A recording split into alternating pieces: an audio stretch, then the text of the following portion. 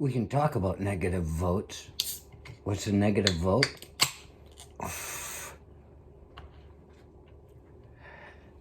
It's what they call voting against something when you would have never voted for something. It was something I heard somebody say the other day on one of these things. I said, people are more likely to vote against something if they don't want something than they are to go out and vote for something they want. Because if they're, my opinion of this is, if they've got a sense that they want it, then everybody else must want it. And everybody else is going to vote, and it's going to be okay. Don't need to be involved in it.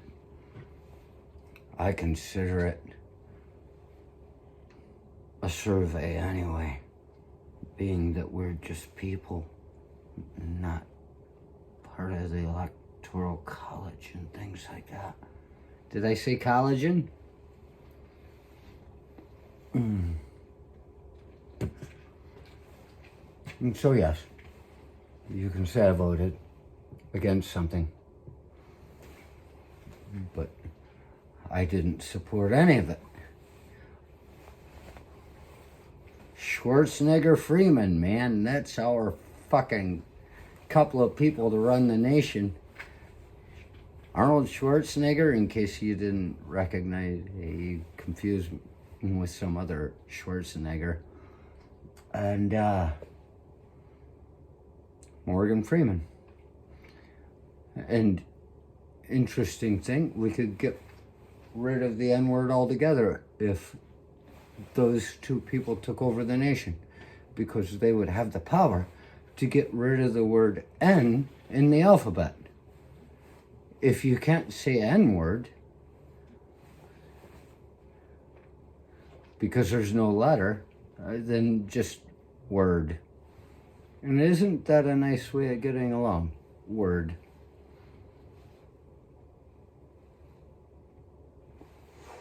But look at this thing.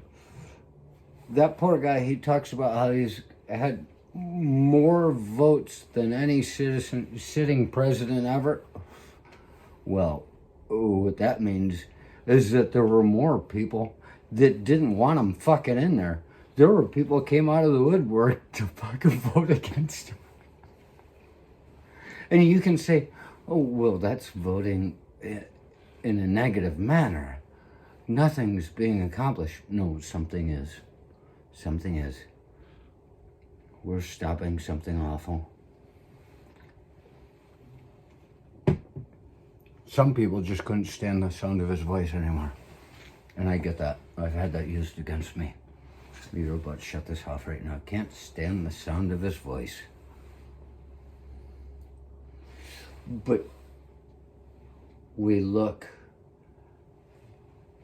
at this as just a reality, a sheen that's going over all of us that we don't think much of unless it affects something.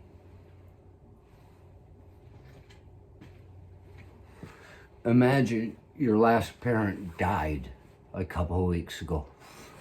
And here you've got a family of people who they already had their slant on things. But now they've got this argument that the guy just keeps hanging on to. And they fucking believe him like he's gonna make their life any better.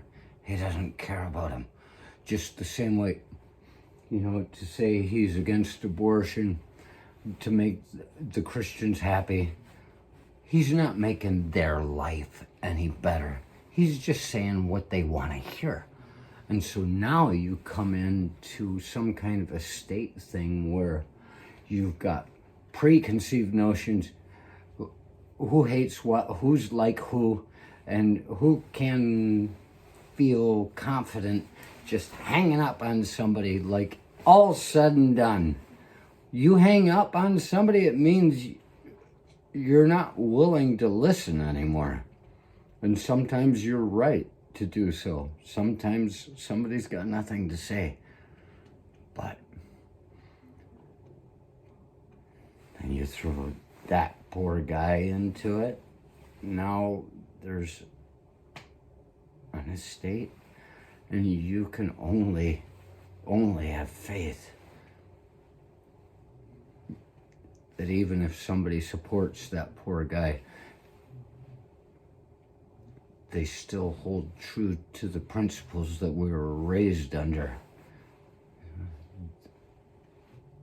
The fairness, the righteousness, doing things right. Not self-righteousness, righteousness.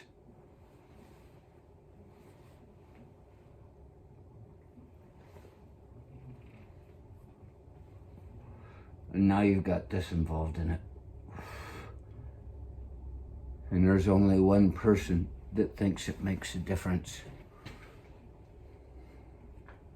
Because the other three of us know it's got nothing to do with that.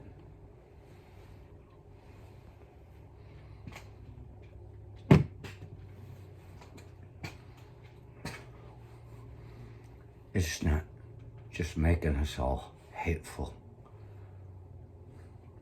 It's about giving us an excuse. Being able to look back and say, I should have seen the signs. Some really weird things being said. I wouldn't do it again if I had the chance to do it all over. Maybe that's what we need to be thinking about every time we make a decision that seems difficult. Would I do it this way again? If everything went to shit, would I look back and say I wouldn't have done it that way? If you've got a pretty good idea things are gonna go to shit, maybe you should take that thing you don't like so much and understand maybe that's the way.